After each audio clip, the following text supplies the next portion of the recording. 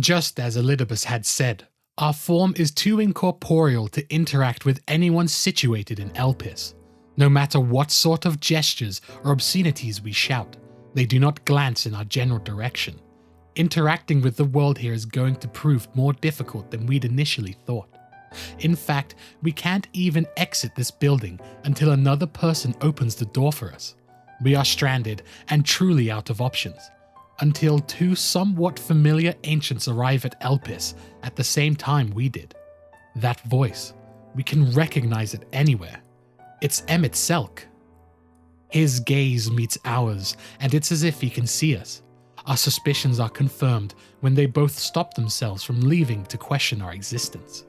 Our ether is so very thin, but the soul shares the same color as their friend Azem.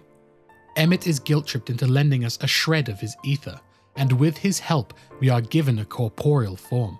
He even adjusted our size to be the same as the Amarotines. We find out that the person accompanying Emmett is Hyflodeus. We met both the clone Emmett created in Amarot and recently met the one who sacrificed himself to Zodiac on the moon. Now we finally meet the man in the flesh. Again, he questions our existence, but we cannot tell them that we came from the future. So instead, he poses another question. What are we here for?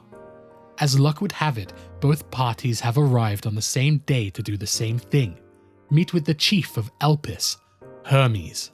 They both agree to bring us to Hermes as they don't fully understand what we are, but because we must be a creation of Azem, it is better to keep us around instead of letting us walk free. Welcome, my friends, to the testing ground of creation at Heaven's Edge, Elpis.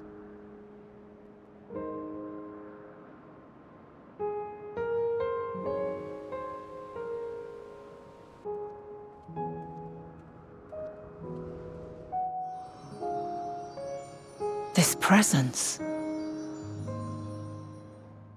Hermes! Visitors! We have visitors!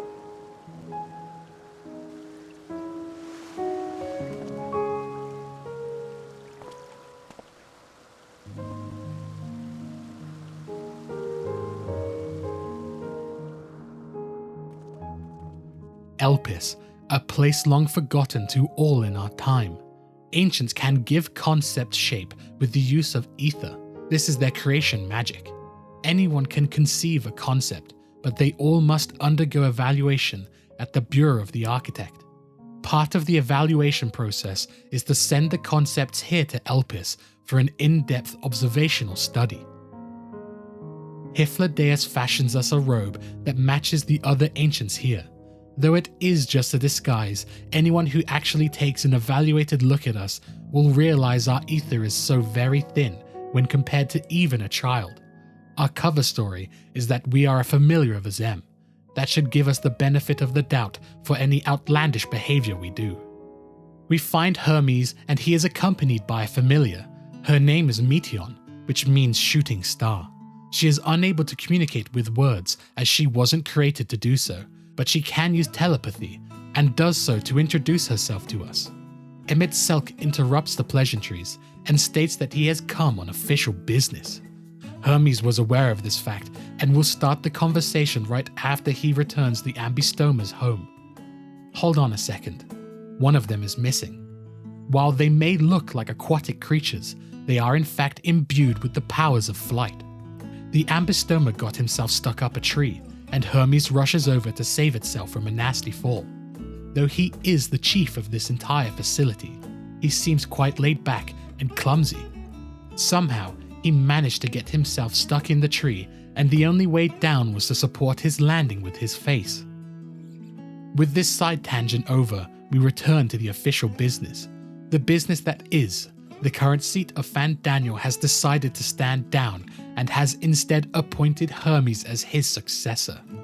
At first, it seems like he isn't willing to accept the position, but we soon realize that the reason he's upset is because Fandaniel was his mentor, basically a father figure to him. He cannot understand why someone as good as he would want to end it all and die.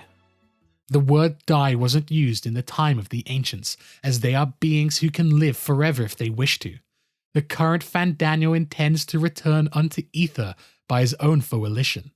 He had fulfilled his lifelong dream and was going to willingly return to the star.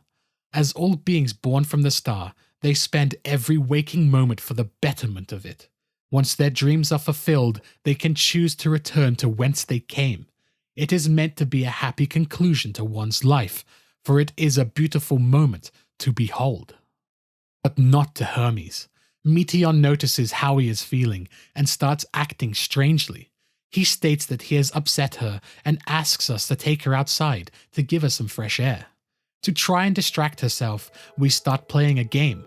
When one person answers a question, the other must do so.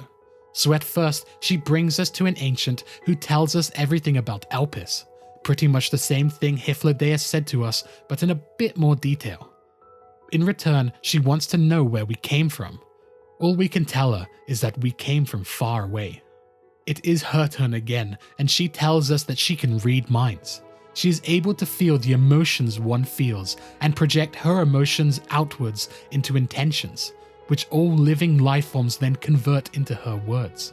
This allows her to communicate using emotions to any being, regardless of the language barrier. All of these abilities have been created for her mission. The reason she is attached to us is because our mind is complex. She wants nothing more than to dig through our memories, but out of respect for our privacy, she won't. But all she wants in return is to be our friend. We while away the time and decided to return to the meeting place. Just as we entered the room, the discussion has concluded. Hermes has asked for more time to think about accepting the seat of Fandaniel. All the while, we're instead going to accompany him throughout the day as he attends to his regular duties.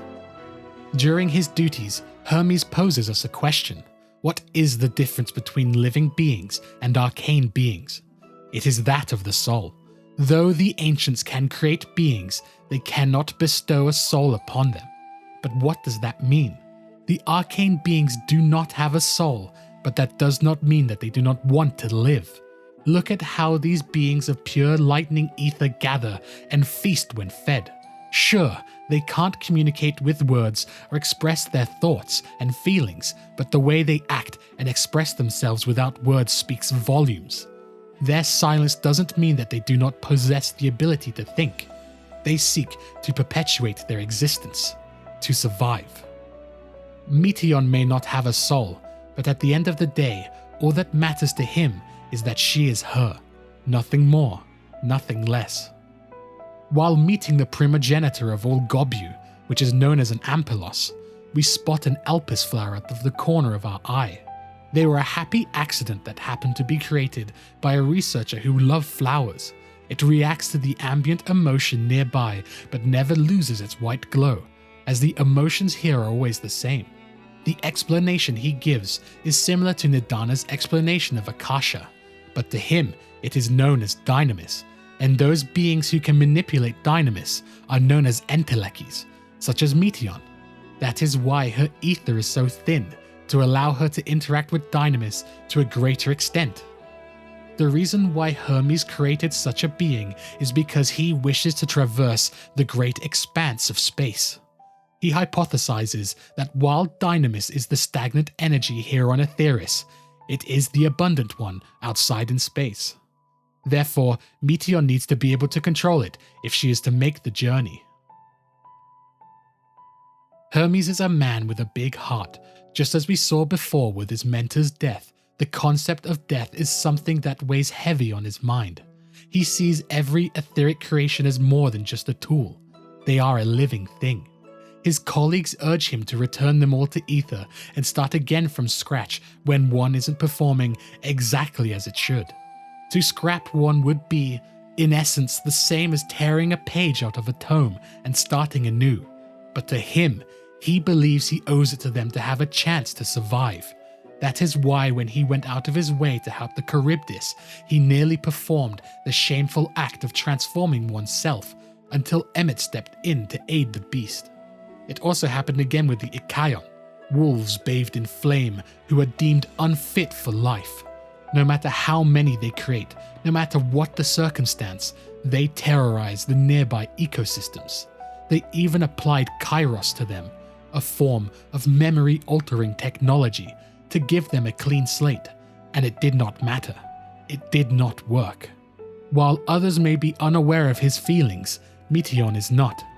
Being an Enteleki, she can feel the pain in his heart over the idea of erasing these creations because of their imperfections.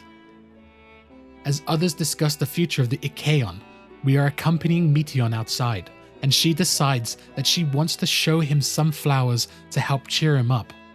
We eventually come to a growth of Elpis flowers. She states that the Elpis flowers react to nearby emotions and are capable of feeling Hermes' pain as well.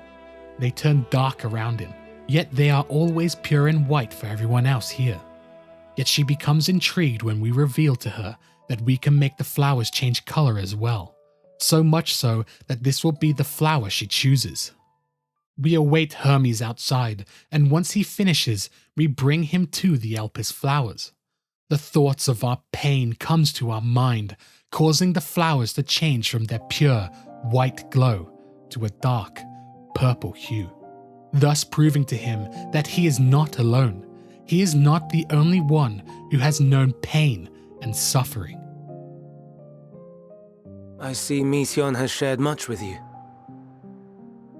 May we talk a moment? I do not think it wrong that we live for the star, that we strive to make it a better place. And yet, in carrying out my duties here, there are times when I am plagued by doubt. Do you recall what Ul'dah said when we first spoke of my nomination? Death is the privilege of those who have fulfilled their purpose, a choice they embrace of their own free will, and when they depart, it is always beautiful. Perhaps it is, but only for man. Creations that he deems useless are discarded with nary a second thought. Some scarcely born into the world, afforded a handful of breaths before life and potential are abruptly extinguished. We make an effort to spare them the pain, but they sense what awaits. Rage and anguish and cower and fear, and it is not beautiful. Yet no one cares. No one. So fixated are we upon the duty that we do not pause to question the method. Pain and suffering, confusion and despair, writ plain in the eyes of those poor creatures. Yet no one sees. We turn a blind eye and carry on in blissful ignorance. Not amiss. And always the blossoms shine pure and white. A contradiction so blatant I could scream, want to scream. How can you all accept this aberration?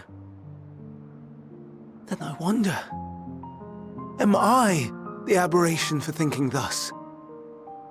And I am filled with dread. But now I know I'm not alone.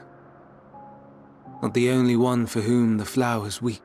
I won't ask what you thought as you kneeled beside the Elpis, or if you only did it at Meteion's insistence. Nevertheless, I thank you. To know that you too have experienced suffering is a comfort. Lest you misunderstand, I derive no pleasure from your pain. It's just the fact that you are still here in spite of your suffering gives me heart. In return for showing him the flowers, he tells us about Meteion. She and her sisters were created to explore the great expanse. Each glittering star in the sky above could be a star not unlike Aetheris.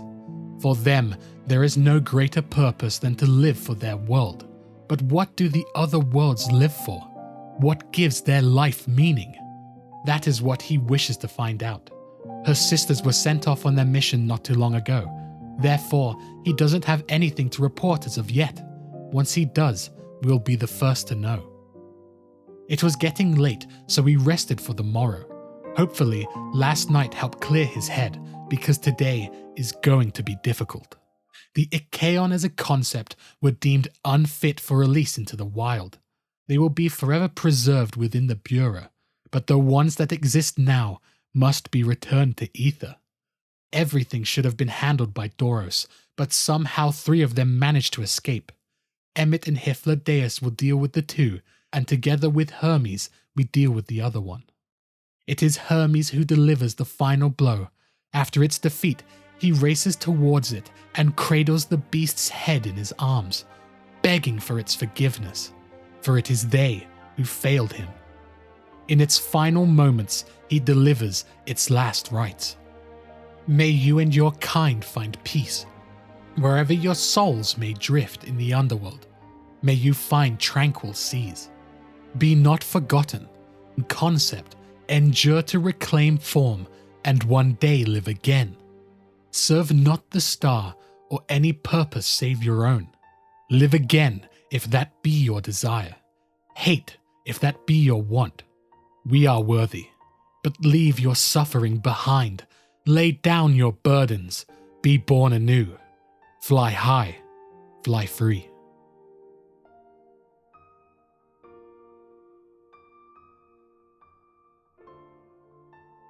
After witnessing this, Emmett tells Hermes that he should join the convocation. He does not belong here. This causes him to burst out in a rage. If he were to take up this seat, nothing would change. All these lives are sacrificed for the betterment of the star. Yet once the star has reached perfection, will everyone who is satisfied choose to die in satisfaction? If he were to take up the seat of Fandaniel, it would be the same as approving his predecessor's death. He does not know if it is right, and to be torn by these thoughts, he doesn't even know if he's fit to represent mankind. His tirade is only interrupted by Meteon, who can feel his anger and pain. He is causing her just as much pain as he is feeling. He takes his leave to gather his thoughts about taking the seat of Fandaniel. Emmett admits that he too feels a pang of sadness when colleagues he cherished are no longer around. But the grief caused by the departure does not compare to what Hermes seems to be feeling. He does not know how it must feel to be enraptured by such torment, but he knows that he would make a fine Fandaniel, and all of them will be lesser if he rejects them outright. Seeing as they cannot observe Hermes anymore, they instead take the pragmatic approach and intend to question his employees. All of us together head towards Calamelios Zephyros. Its name refers to the melodious breeze it carries upon its wind. It is comprised of a large, single island which houses many testing facilities, and most importantly, the observational hub of Poiton Oikos. Immediately after arriving at this facility, we are attacked by a hulking shark brute, and Hyphlodeus is saved in the nick of time by a woman. We know her. We've seen this very same woman at the beginning of our journey to Charlayan. She is known as Venat, and previously held the seat of Azem. She confirms our suspicions by deducing that we were from the future, because we are wearing her Traveler's Ward, a blessing which stops one's ether from corrupting, just like the blessing of light. They all wish to hear our tale, but we repeat to them the words Elidibus said. The reality to which you must return exists as a result of the final days. You cannot reshape the past to undo the tragedies of the present. Still, she persists, even stating that she may aid our cause if we reveal all. Emmett demands that we tell them, seeing as he is one of the convocation, he must know everything. Under the pressure of such great wills, we agree to reveal all. We move into her temporary abode and tell them everything since the beginning. Of the final days, the eventual creation of Zodiac, the sundering of the star, the creation of the Asians, Emmett Selk's future, Hyphlodeus' future, Venat's future, the death of Zodiac, and now the final days have returned once more. Both Hyphlodeus and Venat debate over the tale that has been told, stating that she would never leave Aetheris fleeing as the only option. In fact, she has always believed that the impossible is possible. Us being sent here is reason enough. Emmett erupts. Why are we taking our word as truth? He cannot believe a single thing we have said. It all sounds wrong and illogical. We do not know him, and he would never betray his brethren, even after 1,000 lives. This causes him to storm out of the room, and Hyphlodeus follows not too far behind him. We knew this might have happened, considering our tale portrays him as a megalomaniacal villain, while Venat is portrayed as a messiah. Either way, she fully believes that the missing pieces to the puzzle Hydaelyn has created are to be found here on Elpis, and it all has to do with Dynamis, Hermes, and Meteion. Together, we ask around about Hermes and Meteion, but gain no new information. Our next destination is Peripatia Crystalline, which is not too far from here. We hear from Galen's husband that she saw a host of Meteion being sent skyward by Hermes not too long ago. Curious about such a tale, we decide to hear it directly from her mouth. We move deeper within the facility and await Galen. We pass the time discussing our adventures, and she wishes she had been there to see them. In return, she tells us that she began life as a scholar in search of answers. What exactly is ether? How were the natural laws formed? Whence sprung mankind? Riddles and mysteries that are beyond counting. Over time, a few of these questions were answered, but as she began to learn about these things, she began to see life as the miracle it was. On that day, she set out on a journey and looked at everything with a newborn's eyes, saw the ever-expansive sky above, felt the heartbeat of nature, and amidst it all, met man, beacons of light and life, laughter that warmed her heart like nothing else before. They are her meaning and purpose, her love, and she cannot return to the star until they are no longer in need of her help. Perhaps Hydaelyn too is still waiting for the moment she can let go and walk unto the end, safe in the knowledge that man will find his own way. She poses a question. You, who are our future, tell me this and tell me true. Has your journey been good? Has it been worthwhile? Before we can deliver our answer, Galen arrives. She reveals that on that little island over there, she spotted Hermes sending multiple meteors skyward. When she went to question him about said experiment, all he told her was that it was still in the testing phase, but all will be revealed soon. He still returns to that island occasionally. None of his colleagues are aware of his plan, meaning that there can be no bad actors wanting to use his knowledge for their own gain, which means that, for some reason, Hermes and Meteion have to be the prime suspects for the final days.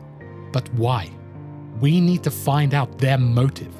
One way to do this is to visit the site from which Hermes sent forth the meteor. If lucky, we can find some kind of hint to see what drives his research. The island is a great distance away, and we lack any means of flight. She summons her familiar, Argos, that very same illustrious dog we saw on the moon. While that one was very keen on helping us, it seems like he won't even give us the time of day.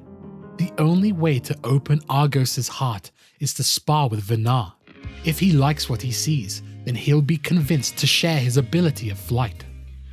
The battle is intense. Venat is capable of multiple weapon styles, and we can see why she previously held the seat of a Zem. She uses her final move, which she admits was meant to end the fight there, but we still stand, unflinching. The battle commences with neither side being victorious. She gravely underestimated us. Though we spoke of our adventures, she didn't think we were this battle-hardened. Argos is severely pleased with our bout and jumps at the chance to render his aid upon us. He never forgets his favorites, which is why he is eager to help us in the future. We ride Argos across the gap to the island, and Venat wants to apply a memory spell, not unlike the Echo. We cannot trigger it at will, whereas she can. There are two types of memory spells. One uses the ambient ether in one's soul as they recall a memory to view it as if it were your own, and the second is to use the ambient ether etched upon the world, though this one is a little more challenging than the other, but we will try to see what we can see. The spell activates and grants us a memory.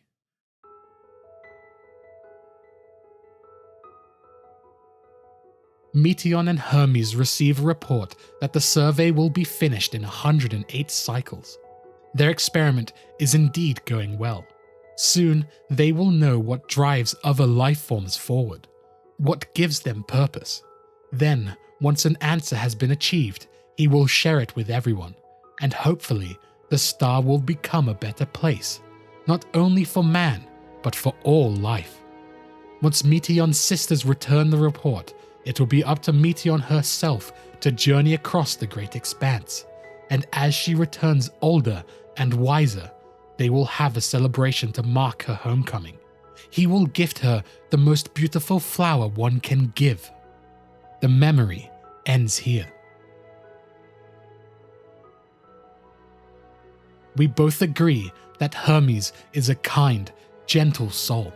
There is no way he would want to commit the final days. He is inexorably intertwined with it. They are the cause, but the motive cannot be found. She suggests that we find him and tell him our tale. Maybe we can convert him before his soul becomes blackened. The most likely place for him to be is the Catesis Hyperborea. It houses multiple conceptual places woven together to make a gigantic testing facility, like a tapestry of different environments. The facility from the outside is actually quite a lot smaller than on the inside. Where do you think they keep all of these animals? Elpis is not big enough to home all of these species. They do not house the concepts outside, but rather inside, where they are kept for study and observation. Arriving at the facility, we are greeted by none other than Emmet and Hyphlodeus, who tell us Hermes is not inside. Though he stormed off earlier, they had been conducting their own research and discovered that if not even the 14 were able to deduce what caused the final days, then it must be found within Dynamis, that intangible energy that nobody can study or control, the one that corrupts ether. Both parties have come to the conclusion that Hermes must be brought into the fold, as he is the most knowledgeable of Dynamis. We find him in the Hungering Gardens and await him outside to finish his research. Once he is done, we reveal all to him and come to the conclusion that Dynamis is indeed being employed against Aetheris. Dynamis is negated by ether. For ancients, Dynamis caused their creation magics to go out of control and created beasts based on their emotions. But because we are sundered versions of our predecessors, ether is not as abundant. Therefore, Dynamis can consume a person entirely and turn them into their fears. While that explains the how, it does not explain the who. Dynamis is energy put into motion by feelings. Feelings for which there must first be a source from which one must harbor those self-same negative emotions. Otherwise, it cannot cause such extreme change. It wasn't the stagnation of the celestial currents that caused the final days, but someone is instigating the star's demise. The effects of the final days appeared in places where the celestial currents were the weakest. This phenomenon can only occur if the attack was coming from outside of Aetheris.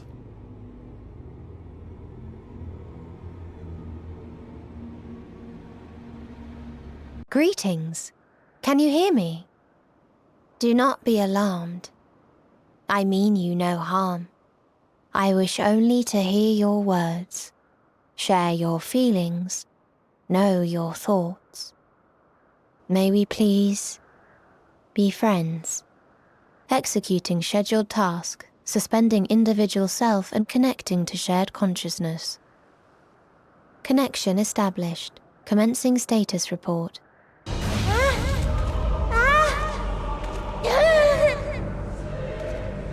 It hurts.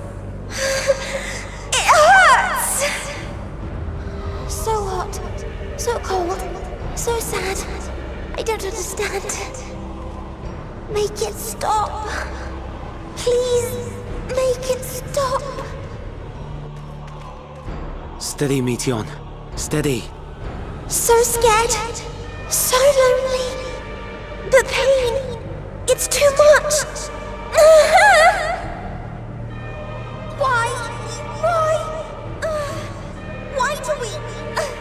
They hurt. Hate. This is wrong. All wrong. Meteion alters her etheric density in order to blend in with her surroundings, rendering her entirely invisible to the naked eye. Not even Hythlodaeus' etheric sight is capable of seeing her. None of them heard her voice as she was communicating with Dynamis. Our sundered form allowed us to hear every word of her pain. We are to follow her voice and try to track her down. Each time we find her, she races off further into the island. She has been given the report from her Meteor sisters, but whatever the result is, she refuses to share it. She mustn't share it with Hermes, so he may never hear what they have to say. In the final days, the ether is twisted by the invasion of Dynamis from beyond the stars.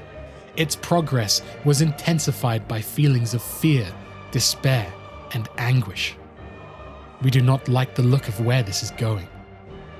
This endless chasing is starting to get on our nerves, so instead we shepherd her toward a nearby shelter.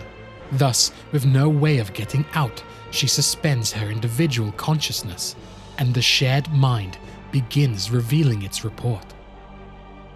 Every planet they went to, they found death. Some were extinct long before she had arrived. Some were alive when they made contact, but entire civilizations were devastated by war, corruption, and plague, leading them to be void of life as well.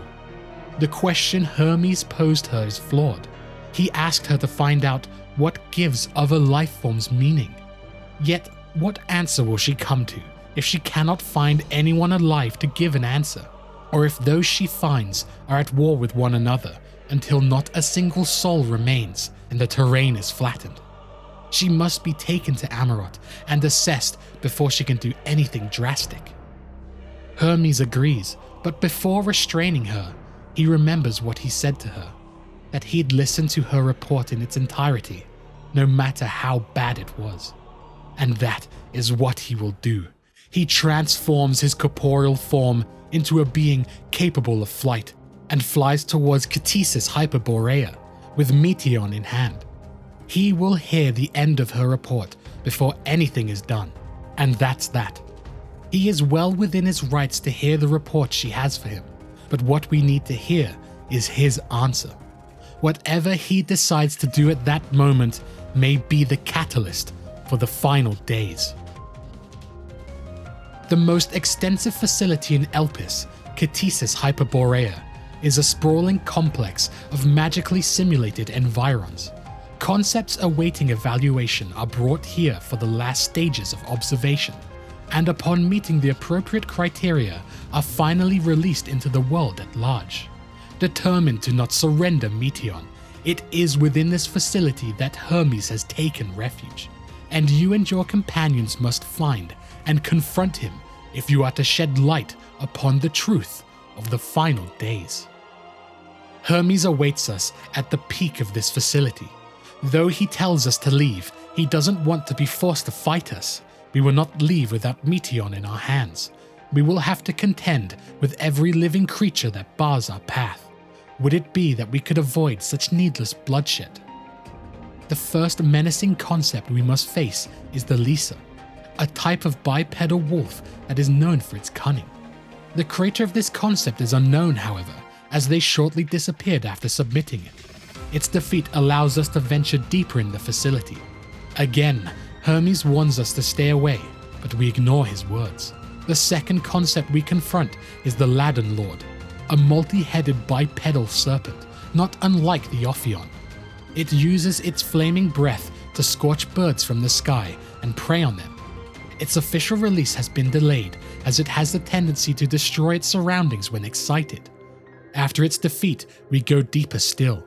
We're close to the peak of the facility now, close to facing Hermes head-on. We come face to face with his winged defiance. He will hear Meteion's report to its end, and there is nothing we can do to stop him. His control over the wind element is very impressive. He attacks us with gust and gale, but in the end, we dispel his transformation and have him on his knees. Hermes is defeated, yet he still wants to hear the report in full, knowing he won't be granted such a thing after showing such defiance.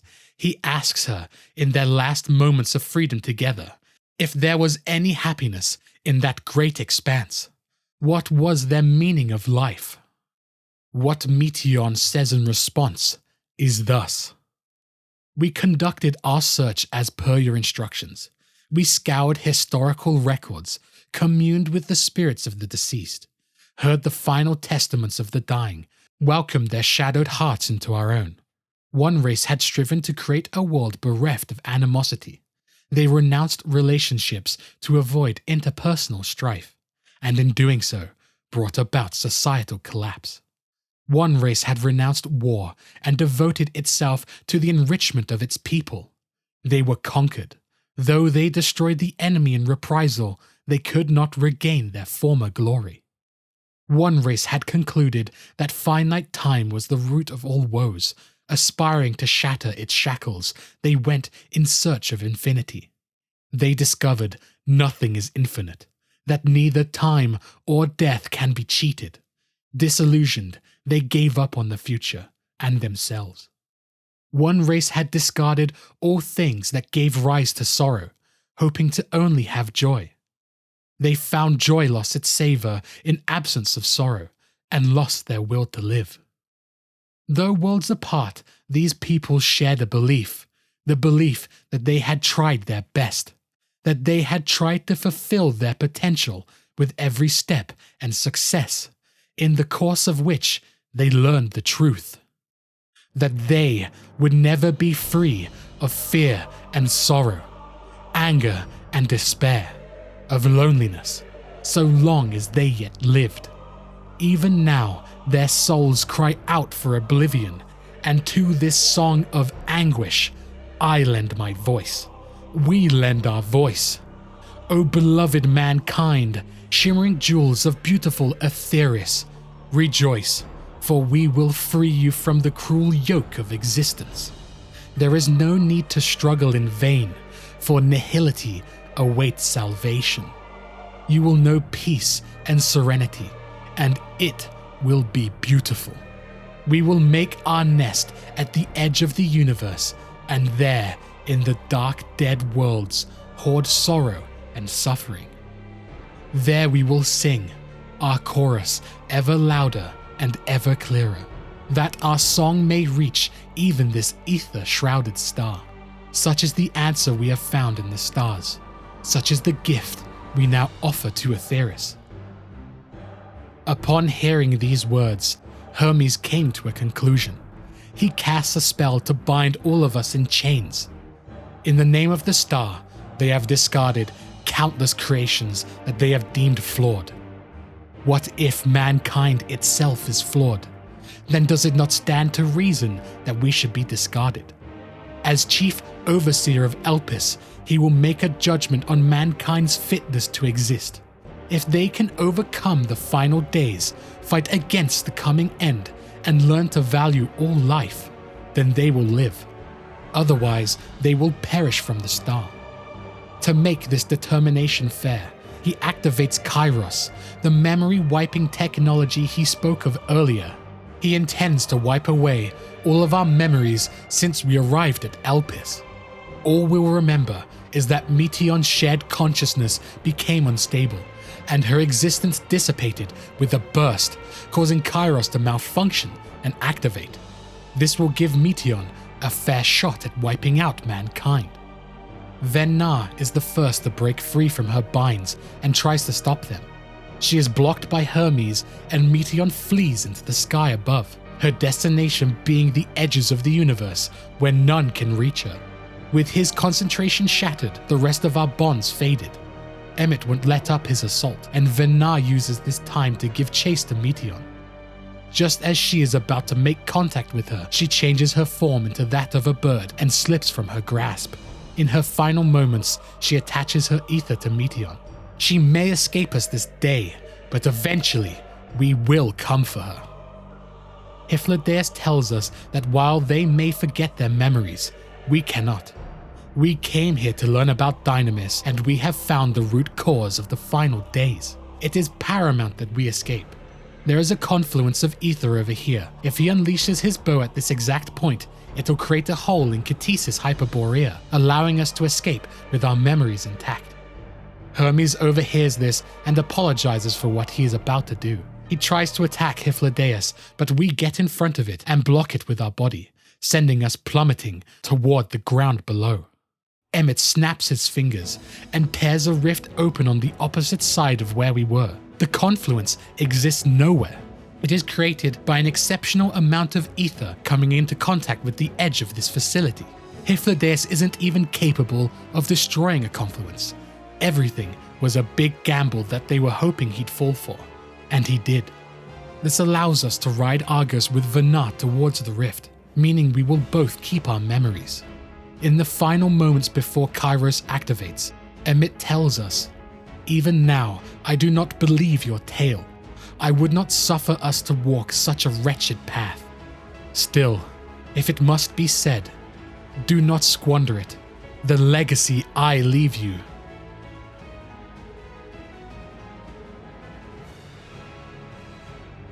Both of us have made it outside unscathed, except for what we have learned.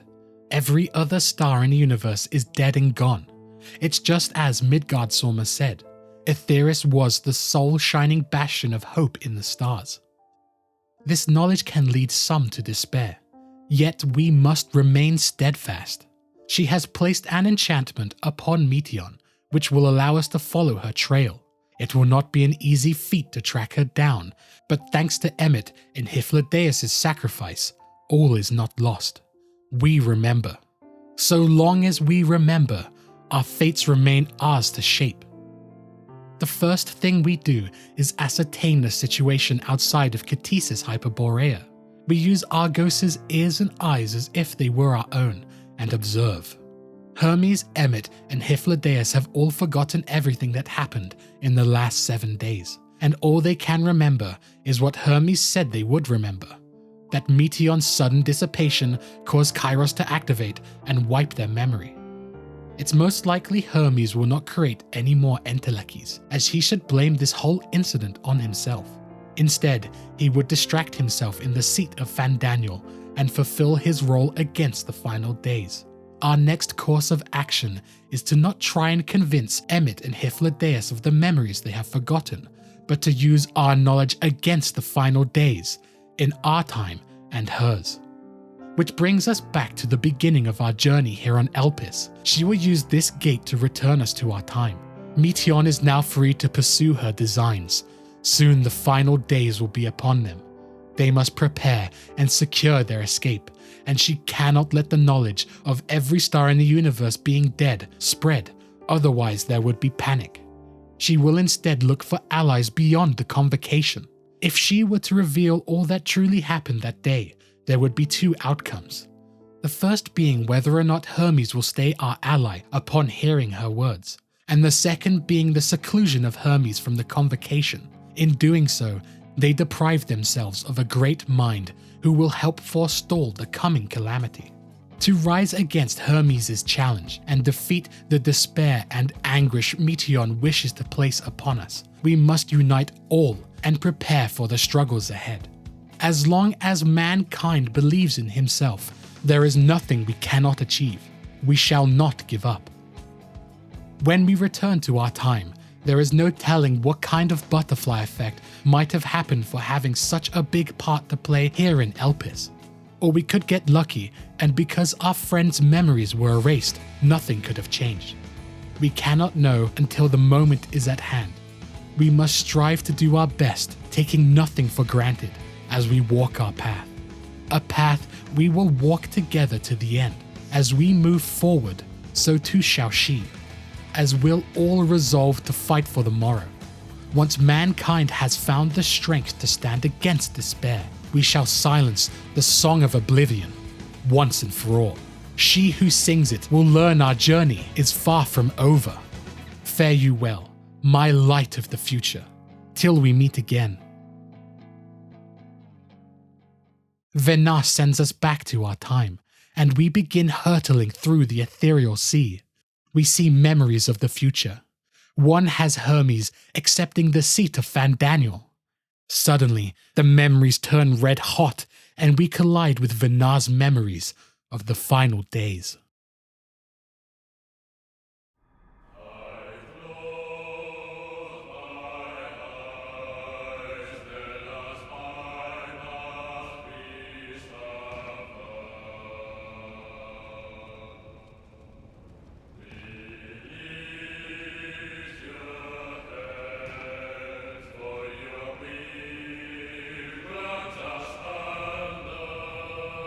Even now, I remember standing there, locked in a moment where the sky is aflame, where stars fall as tears and screams darken the seas, where resignation rots the trees, where terror twists magics into abominations. Such is the lament of they who have gone before. The song of they who tried and failed to create a better world. The song of the end. That which hides at the edge of the universe is no longer hope's creation. It is hopelessness incarnate. That day, mankind saw half of its number sacrificed to bring forth Zodiac. And covering the star in a shroud of ether, we forestalled the final days. Yet the cries echoed still. We wept for innocence lost, wailed for death inevitable, a reality too terrible to bear. And for too many who sought comfort in gilded memories of joyful days and tranquil nights. A group of Amarot teens are gathered within a decrepit hall. Its walls and grandeur are no more, only a husk remains. The same can be said for those who are there. Their will to live is gone, destroyed by the final days. All they wish to do is return to the paradise they once knew. Not even Venat's words can convince them. No matter how right she may be, everyone wishes to live in indolence. She realizes nothing can be done for them. They have no fight left to fight. She bears arms, and the people ask if she is going to destroy their beautiful paradise. She remembers this paradise, its endless skies that one can drown in, the bountiful lands of beauty, and the heartbeat of nature. Within dwells man, whose life and laughter are beacons of hope upon the world. She chooses to place her faith in mankind's potential and future. That is why she will sunder them, make it so they cannot go back, only forward. No longer will man have wings to carry him to paradise. Instead, he will walk.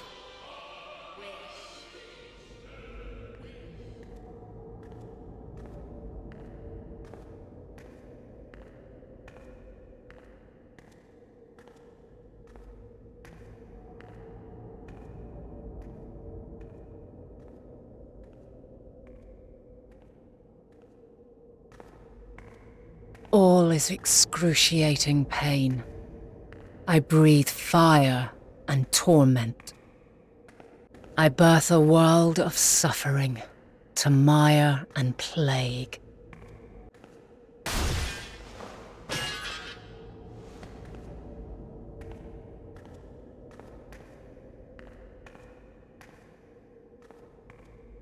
In one fleeting moment, lives come and go, ever moving towards the unknown. And in that fleeting moment, they cry for the answer to the question.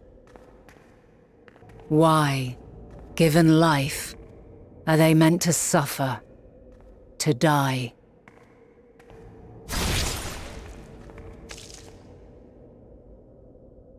As fragmented, imperfect beings, yours is a never-ending quest. A quest to find your purpose, knowing your end is assured. To find the strength to continue when all strength has left you. To find joy, even as darkness descends. And amidst deepest despair, light everlasting.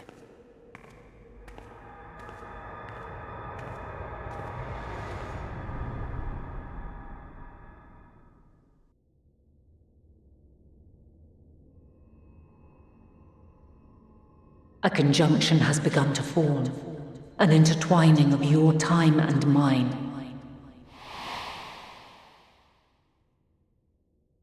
When you truly understand what is at stake, and your journey has prepared you to surmount the insurmountable,